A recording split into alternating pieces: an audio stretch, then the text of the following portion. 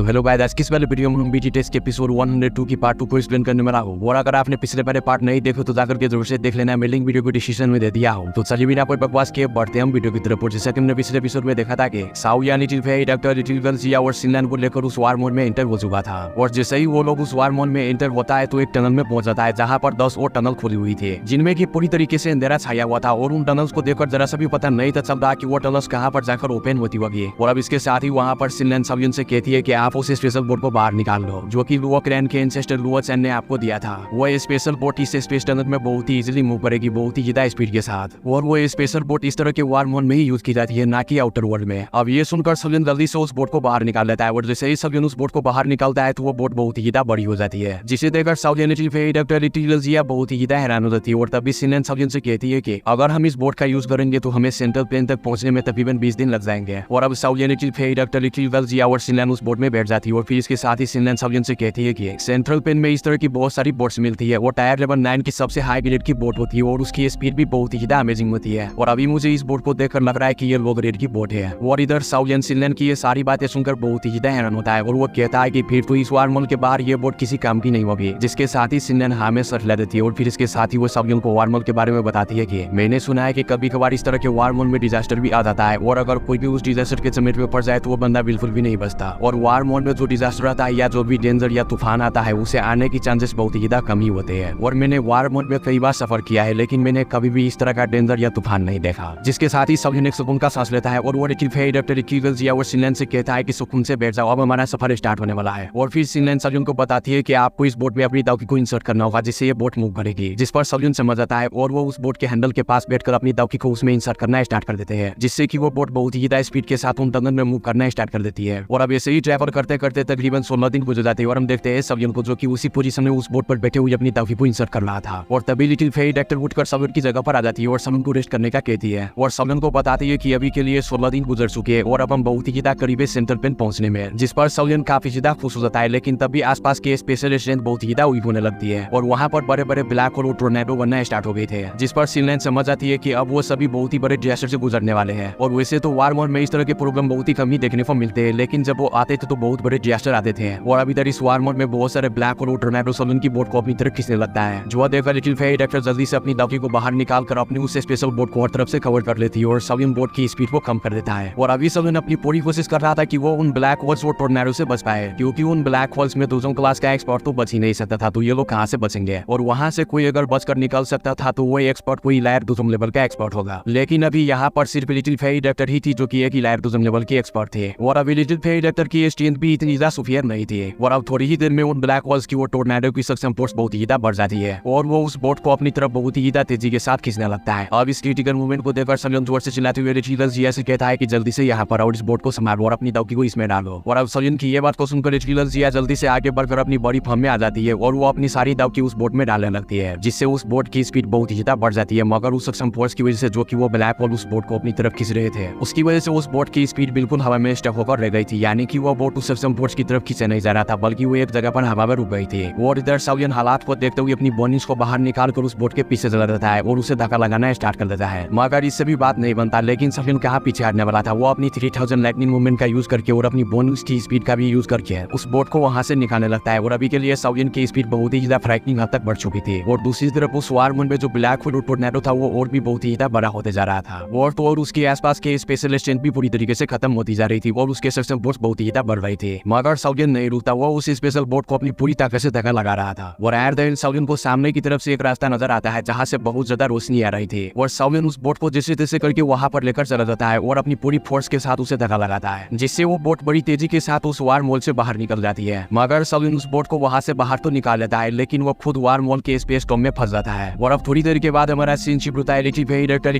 जिया और सिनलैन पर, जो कि ओपन ग्राउंड में यानी कि सेंट्रल प्लेन में आ चुके थे। और वो सभी सावियन को वहां ना पाकर बहुत ही ज्यादा परेशान हो जाती है। लेकिन तभी लिटिल डॉक्टर बहुत ही ज्यादा घबराती हुई सिनलैन से पूछती है कि सावियन कहाँ पर है, वो कहाँ पर रह गया। जिस पर सिनलैन लिटिल डॉक्टर से कहती है कि तुम पहले रिलैक्स हो जाओ, क्योंकि बिग ब्रदर सावियन वो उस वार मोड से बिल्कुल सही सलामत निकल चुके होंगे। जिसके साथ लिटिल डॉक्टर और लिटिल जिया सिनलैन से बड़े ही बड़े डोकर पूछता है कि वो फिर कहाँ पर है। जिस पर सिनलैन कहती है कि वो भी उस वार मोड से निकल चुका होगा, लेकिन वो किसी और जगह पर टेलीपोर्ट हो गया है। और अभी मुझे भी नहीं पता कि बिग ब्रदर सावियन सेंट्रल प्लेन पे किस जगह पर लैंड हुआ होगा। और अब इसके साथ ही हमारा सीन शिफ्ट होता है एक डेजर्ट पर, जहाँ पर एक बंदा किसी लहाज की तरह लेटा हुआ था और उसके पूरे बॉडी पर ही बहुत ही ज्यादा जख्म थे और वो बस दूर से देखने से वो सिर्फ एक लहास लग रहा था और बिल्कुल वो मरने के बहुत ही करीब था। और ये और कोई नहीं बल्कि अपना सौजन था जो कि पूरी तरीके से खून में लथपथ था और सौजन का ये हालत उस वारमल के तूफान की वजह से हुआ था। और अब इसके साथ ही हम सौजन को करीब से देखते हैं जो कि अपनी स्टोरिंग में से बड़ी मुश्किल से एक पील निकालकर अपने मुंह में रख लेता है। और अभी के लिए सौजन बिल्कुल भी हिलने डुलने के काबिल नहीं था और अगर उसकी बॉडी में हेवेनली फ्लेम्स ना होती तो वो कब का मिट्टी में मिल चुका होता। और अभी सौजन हेवेनली फ्लेम्स की वजह से ही अधमरा हालत में भी जिंदा था। और इधर सौजन खुद से कहता है कि जब तक मैं अपनी थोड़ी सी दाव की और इंजरी को रिकवर ना करूं तब तक मैं ठीक नहीं हो सकता। होपफुली कि मैं अपनी इस कंडीशन में किसी भी लाइफ लेवल के मैजिकल बीस्ट से ना मिलूं, क्योंकि जहां पर वो लेटा हुआ था वो एक डेजर्ट था और वहां पर मैजिकल बीस्ट को अपनी खुराक के तलाश में इधर उधर घूमना आम सी बात थी। इसलिए सौजन को फिक्र था कि यहाँ पर कोई स्ट्रॉन्ग मैजिकल बीस्ट न आ जाए जो कि उसे खा ले। और अब सौजन पूरा दिन उस डेजर्ट में लेटने के बाद एकदम से ही बेहोश हो जाता है। और जब सौजन को होश आता है तो सौजन किसी गाड़ी में लेटा हुआ था और जैसे ही सौजन की आंख खुलती है तो उसे सबसे पहले अपना रिंग का ख्याल आता है और वो जल्दी से अपने हाथ में रिंग को देखता है, जिसे देखकर सौजन एक सुकून का सांस लेता है। और फिर सौजन की नजर एक बंदे पर पड़ती है जिनका की नाम हैंगचोंग था और वो हैंड क्लैन से था। और उसी हैंगचोंग ने सौजन को डेजर्ट में से बचाकर अपने गाड़ी में डाल लिया था। और अभी के लिए सौजन को उसने नर्सिंग वाले कपड़े पहनाया हुआ था और उसके जख्मों पर मरहम पट्टी कर दिए थे। और ये बंदा हैंगचोंग दिल का बहुत ही ज्यादा अच्छा था और वो सौजन से काफी ज्यादा मजाक करता है, जिससे सौजन का दिन भी बड़े अच्छे से गुजरता है। जिस पर सौजन समझ जाता है कि ये बंदा बहुत ही ज्यादा अच्छा है जिसने की उसकी जान बचाई, क्योंकि अगर वो उस डेजर्ट में से सौजन को उठाकर अपने गाड़ी में ना डालता तो हो सकता था कि सौजन को रात में बहुत सारे मैजिकल बीस्ट आकर अपना खाना बना लेते हैं। और अभी के लिए वो बंदा भी सौजन से यही कह रहा था कि अगर मैंने तुम्हें उस डेजर्ट से ना बचाया होता तो वहाँ पर तुम्हें बहुत सारे मैजिकल बीस्ट मिलकर तुम्हें खा जाते हैं। जिस पर सौजन अपने पूरे दिन से उस बंदे को शुक्रिया अदा करता है। और अभी सौजन उस बंदे को वो सब कुछ बता देता है जो उसके साथ उस वार मून में हुआ था, जिस पर वो बंदा हैंगचोंग पूरी तरीके से हैरान हो गया था। और वो कहता है कि जब भी किसी वार मून में इस तरह का डिजास्टर आता है तो वो बंदा बिल्कुल भी नहीं बचता, इवन कई लाइफ दूसरों क्लास का एक्सपर्ट भी मारे जाते हैं, मगर तुम काफी ज्यादा स्ट्रॉन्ग और लकी हो जो तुम उस वार मून के डिजास्टर से बच गए। और अब ऐसे ही सफर करते और बात करते करते अंधेरा हो जाता है और हैंगचोंग का जो काफिला था वो एक जगह पर पड़ाव पड़ता है और रुक जाता है। और वो उस जगह पर अपनी सारी टेंट को लगा देते हैं और रात को पार्टी करते हैं और बहुत सारी शराबी पीते हैं और सौजन भी उनके साथ उनको कंपनी देते हैं। अब उस काफिले की मालकिन जो कि हैन क्लैन की लीडर की बेटी हैन जुई थी वो वहाँ पर आ जाती है। और अभी वो लड़की काफी ज्यादा ठीक थी लेकिन वो दिल की बहुत ज्यादा अच्छी थी। और वो सौजन के पास आकर कहती है कि अगर तुम इंजर्ड हो तो ये ना समझना कि तुम यहाँ पर काम नहीं करोगे, तुम्हें काम करना होगा, अगर तुम काम नहीं करोगे तो मैं तुम्हें यहाँ पर से भेज दूंगी। और ये कहकर वो लड़की वहाँ से चली जाती है। जो सुनकर सौजन एक स्माइल के साथ अपना सर गुजारने लगता है। लेकिन तभी इधर हैंगचोंग सौजन को बताता है कि तुम इसे गलत मत समझना, ये लड़की दिल की बहुत ज्यादा अच्छी है, अगर हमारे ग्रुप में से कोई भी इंजर्ड हो जाए तो ये उसे बहुत ज्यादा पैसे भी देती है और उसका बहुत ज्यादा ख्याल भी रखती है। मगर दूसरे मर्सिडीज सब में अगर कोई बंदा इंजर्ड हो जाता है तो वो लोग उसे सीक्रेटली किल कर देते हैं, लेकिन ये लड़की ऐसा नहीं करती और हम उसे बहुत ज्यादा लाइक भी करते हैं। और ये लड़की वाकई में ही दिल की बहुत ज्यादा अच्छी है। अब ये सब सुनकर सौजन अपने दिल में उस लड़की के लिए काफी ज्यादा प्रेज करता है। और अब इधर हैंग चुई सभी को वार्न करते हुए कहती है कि अभी के लिए हम डीमन स्नेक सैमिंग के इलाके से गुजरने वाले हैं, तुम सभी के सभी तैयार हो जाओ। और अभी ये लड़की हैंग चुई की स्ट्रेंथ तो 1 लेवल के 3 स्टार पर था और जिनके बारे में अभी वो सभी को वार्न कर रही थी वो डीमन स्नेक था, जिसकी पावर लेवल तो 1 क्लास पर था और उसने एक टायर लेवल 6 की मेडिसिनल पिल खा ली थी, जिससे कि उसकी आधी बड़ी इंसान की और आधी बड़ी स्नेक की बन गई थी। और उस माउंटेन रेंज पर जितने भी स्नेक है वो सभी उसी का ऑर्डर माना करते हैं और वहाँ पर बहुत सारे बिल भी थे। अगर कोई भी स्ट्रॉन्ग एक्सपर्ट उससे टक्कर लेता तो वो डीमन स्नेक उन बिलों में छुप जाता, जिससे उसे कोई भी ढूंढ नहीं पाता था। इसीलिए वो किसी से भी नहीं ट्राई करता था और जो भी वहाँ से गुजरता वो उससे टैक्स लेता और बहुत सारी माल पानी भी इकट्ठा करता। और अगर कोई भी लड़की उसे मिल जाती तो वो उसे जबरदस्ती करता और अपने पास रख लेता। इसलिए अभी हैंगचोंग को ये फिक्र थी कि उनके क्लैन की ये लड़की हैंग चुई जो कि उनके क्लैन की हेड की बेटी है वो कमीना डीमन स्नेक सैमिंग इसके साथ कुछ बुरा न कर दे। इसलिए वो हैंग चुई को एक बग्गी में बंद कर देते हैं और वहाँ से जाने लगते हैं। और अभी सौजन को भी इन सब मैटर के बारे में अच्छे से पता था, मगर वो अभी के लिए किसी भी मामले में टान नहीं आना चाहता था और ना ही वो किसी को कुछ कहना चाहता था। लेकिन बात जो भी हुई, इन लोगों ने सौजन की जान बचाई थी और सौजन ऐसे भी नहीं थे कि उन लोगों को मुसीबत में छोड़कर सौजन वहाँ से चला जाए। अब जब वो सभी उस डीमन स्नेक के इलाके से गुजरने लगता है तो वहाँ पर वही डीमन स्नेक के पैर हो जाता है और वो हंसते हुए कहता है कि तुम लोग मुझे बताए यहाँ से कहाँ चले, क्या तुम सब अपने ग्रैंडफादर को भूल गए? जिस पर हैंगचोंग उससे कहता है कि आपको जितनी रकम चाहिए हम उतनी रकम आपको देंगे। जिस पर वो डीमन स्नेक सैमिंग जल्दी से उन्हें कहता है कि ठीक है तो तुम लोग यहाँ से जा सकते हो, लेकिन अब इससे पहले कि यहाँ पर से हैंगचोंग अपने ग्रुप के साथ यहाँ से निकल पाता उससे पहले ही डीमन स्नेक सैमिंग एक बप्पी की तरफ इशारा करते हुए कहता है कि लेकिन तुम्हें इस लड़की को यहीं पर छोड़कर जाना होगा, वो भी मेरे लिए, ताकि मैं इस लड़की के साथ रोज मजे ले सकूं। और इधर हैंगचोंग समझ जाता है कि यह कमीना डीमन स्नेक उस बप्पी की तरफ इशारा कर रहा है जिसमें अभी हैंग चुई बैठी हुई थी। जिस पर हैंग चुई गुस्से में उस डीमन स्नेक से कहता है कि बुड्ढे कहीं के तुम्हें डर नहीं लगता कि अगर हमारे हैंड क्लैन को पता चल गया तो हमारे हैंड क्लैन के एल्डर्स तुम्हारा क्या असर करेंगे? जिस पर वो डीमन स्नेक सैमिंग मुझसे कहता है कि मुझे पता है कि तुम्हारे क्लैन के एल्डर्स मुझसे काफी ज्यादा स्ट्रॉन्ग हैं, लेकिन वो भला मुझे इतनी दूर से मारने के लिए कैसे आएंगे? और अगर वो आ भी गए तो मैं इन बिलों में छुप जाऊंगा और वो मुझे इन बिलों से निकाल भी नहीं सकते। अब इससे पहले कि वो डीमन स्नेक और कुछ बोलता उस बग्गी की छत पड़ जाती है और उसमें से हैंग चुई बाहर आ जाती है। और अभी के लिए हैंग चुई बहुत ज्यादा गुस्से में थी और इधर डीमन स्नेक सैमिंग हैंची को बहुत ही गंदी नजर से देखने लगता है और उस पर गंदी गंदी कमेंट मारता है। और वो गंदी कमेंट ये है कि तुम्हारा संतला इतना बड़ा है, तुम्हारा फिगर बहुत ही चौके, वो है ये फलाना चिलाना गंदी बातें उसे कहता है। और वो मादरविला कमीना डीमन स्नेक और भी बहुत ही ज्यादा गंदी गंदी बातें कहता है, जो सुनकर हैंची और भी बहुत ही ज्यादा गुस्से में जाती है और वो उस डीमन स्नेक पर अटैक कर देती है। मगर वो डीमन स्नेक हैंची पर अपना एक ही अटैक करके उसे दूर फेंक देता है, जिससे उसके मुंह में से खून भी निकल गया था। और फिर वो डीमन स्नेक आगे बढ़कर हैंची को पकड़ने के लिए जाने लगता है और वो कहता है कि छोटी लड़की, मैं तुम्हारा बहुत ही अच्छे से ख्याल रखूंगा। अब इससे पहले कि वो डीमन स्नेक हैंची को छुपाता, आसमान से एक आवाज आती है और वो कोई लड़की वॉइस थी, यानी कि कोई बुड्ढा बोल रहा था। और वो कहता है कि इस लड़की को और इस ग्रुप को यहीं पर छोड़ दो, वरना तुम्हारी हालत कुत्तों से भी बदतर कर दूंगा। और इधर वो डीमन स्नेक सैमिंग इस आवाज को सुनकर बहुत ही घबरा गया था और उसकी पूरी तरीके से फट गई थी। और वो जल्दी जल्दी से इधर उधर देखने लगता है और कहता है कि ये तो कोई स्पिरिचुअल स्ट्रेंथ है जो मुझसे बात कर रहा है। इतनी ज्यादा स्ट्रॉन्ग स्पिरिचुअल स्ट्रेंथ आखिर किसकी हो सकता है? ये वॉरियर तो बहुत ही ज्यादा स्ट्रॉन्ग होगा। और फिर वो उस वॉरियर से बात करते हुए कहता है कि एल्डर, आप कौन है? मुझे आपका नहीं पता, मुझे माफ करना अगर मैंने आपको ऑफेंड कर दिया हो तो। और अभी ये डीमन स्नेक अपना बात और जज्बात दोनों ही बदल लिया। ये तो बहुत ही बड़ा कमीना निकला जैसे ही उसके सामने कोई स्ट्रॉन्ग ओपोनेंट आ गया तो। और अब वो बंदा जो कि उस डीमन स्नेक से बात कर रहा था वो कहता है कि तुम्हारे लिए बेहतर होगा कि इन लोगों को इस लड़की को भी छोड़ दो और यहाँ से दफा हो जाओ 10 सेकंड के अंदर अंदर, वरना फिर तुम मुझे ब्लेम ना करना कि मैंने तुम पर कुछ जुल्म कर दिया। अब ये वार्निंग सुनकर वो डीमन स्नेक जब इधर उधर देखता है कि बाकी के लोअर रैंक के स्नेक्स उसे ही देख रहे हैं तो वो खुद को पीछे हटने को अपनी इंसल्ट समझ रहा था, क्योंकि अगर वो पीछे हटेगा तो उसकी इन स्नेक्स के सामने बहुत ही बेइज्जती होगी और वो कहेंगे कि दुश्मन को बिना देखे ही उसके सामने से भाग गया। और वो डीमन स्नेक सैमिंग अपनी हरकतों से बाज नहीं आता और जीत में हैंची को पकड़ने के लिए जाने लगता है। अब इससे पहले कि वो उसे पकड़ पाता, एक इंडिविजुअल फार्म उसके चेस्ट पर जाकर एक जोरदार हिट करता है, जिससे वो डीमन स्नेक बहुत ही दूर जाकर गिरता है और उसकी हालत बहुत ही बुरी हो गई थी। और अब वो डीमन स्नेक लात गुस्से खाने के बाद समझ आता है कि उसका अपोनेंट बहुत ही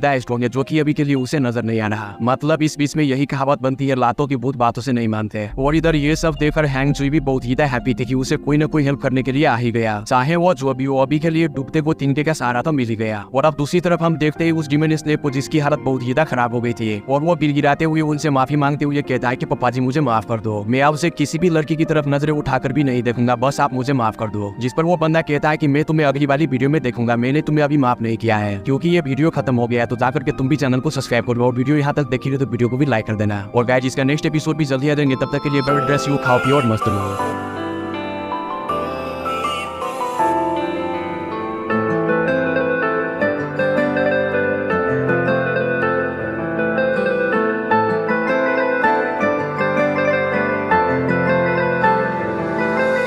लड़की नहीं है वो जादू है और का क्या, अरे लड़की नहीं है वो जादू है और का क्या जाए। रात को मेरे ख्वाब में आई वो जुल्फे बिखराए, आँख खुली तो दिल चाह फिर नींद मुझे आ जाए। बिन देखे हाल हुआ, देखूं तो क्या हो जाए। भोली सी सूरत आँखों में मस्ती आए हाय, अरे भोली सी सूरत आँखों में मस्ती, दूर खड़ी शर्माए। एक झलक दिखलाए कभी कभी आंचल में छुप